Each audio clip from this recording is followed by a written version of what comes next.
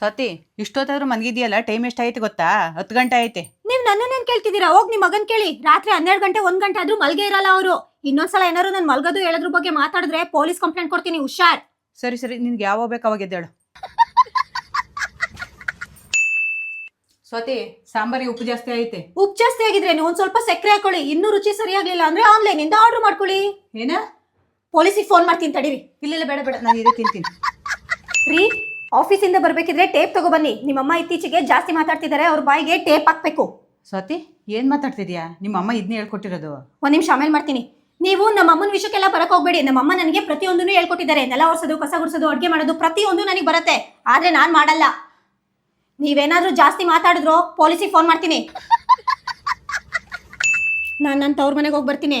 ಅದನ್ನ ಕೇಳಕ್ಕೂ ಒಂದು ರೀತಿ ನೀತಿ ಅಂತ ಇರುತ್ತೆ. ಓ ಹೌದಾ ಅತ್ತೆ, ನಾನು ನನ್ನ ತವ್ರ ಮನೆಗೆ ಹೋಗಿ ಬರ್ತೀನಿ. ಒಂದ್ ನಿಮಿಷ. Hello, police station. ನೀನ್ ಹೋಗ್ಬಿಟ್ಟು ನಿಮ್ಮ ಅಮ್ಮ ಮನೆ ಎಷ್ಟು ದಿನನಾರ ಇದ್ ಬಾ.